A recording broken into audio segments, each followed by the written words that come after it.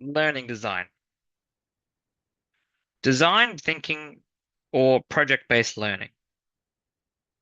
What is project-based learning? It is a teaching method that allows students the opportunity to engage in projects that are significant to them or important in real-world scenarios. Therefore, that is what I will be teaching our students. The importance of project-based learning. Firstly, is the need for Australian citizens who can discern the development of technology and the appropriate use of these advanced technologies.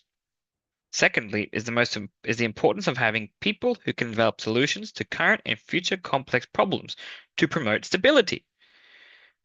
Research has shown that embedding PBL into mathematics and science gives students tools to better facilitate their comprehension and understanding. One example involved the Year 2 students cutting out a giant's head on a printout and matching it to a subsequent printout of the giant's handprint. This task expanded their knowledge of engineering and standard units of measurement.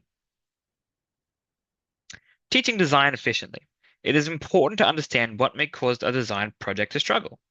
Examples: underestimating a design challenge, setting goals that cannot be achieved, incorrect allocation of the time needed to complete a design challenge, or inadequate support when developing the skills required for design. To effectively teach design, I follow the gold standard outlined by PBL Works. The content is adapted to suit my students. I have aligned the task to match the standards set by the Australian Curriculum Assessment and Reporting Authority. I will scaffold and assess their learning. I will engage in the learning and creation of this task alongside my students. For further information, visit Educational Designer or PBL Works. I would have, just because I couldn't add as much as I'd like, and you don't want to be sitting here for half an hour as I go through all those works. A general design cycle. The design cycle. Define and investigate or understand your problem. Research design ideas, state, describe, explain the problem. Design. What will your car look like? Label the materials you will use. Plan. What steps will you follow to build your object? How will you test it? Create.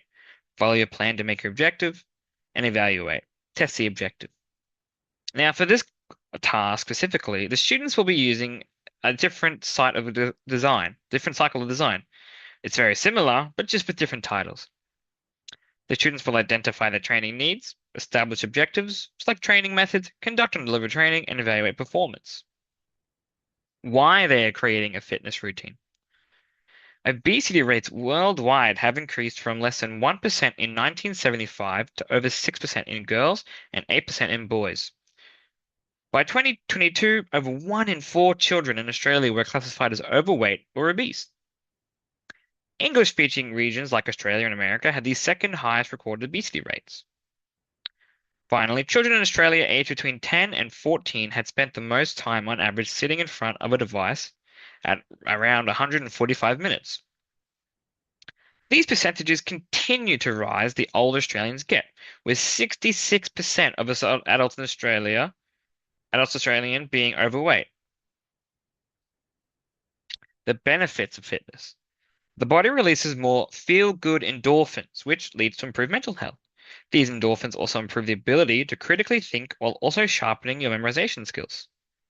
Research has shown an increase in concentration and cognitive function, while also leading to less health risks and a longer and healthier life.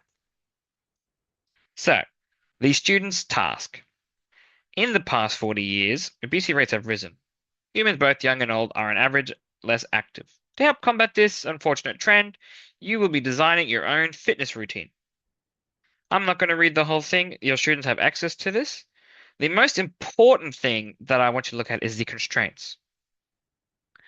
They will have to be versatile exercises or activities that do not cost money and must be a routine that you can realistically complete multiple times a week. The reason I point this out is because don't want you to be concerned when your child comes home and says, I need $100 to go to the gym. They cannot spend any money. They can use their limited access to what they have at home. That is the whole point of it. And when I say complete the task realistically, I mean safely. You do not make sure that make sure your children, sorry, are not being hurt. I've explained to them the importance of it being safe and shown in the task as well is their enjoyment of the task. They need to enjoy the exercises. Otherwise, I will regret making these things in the future.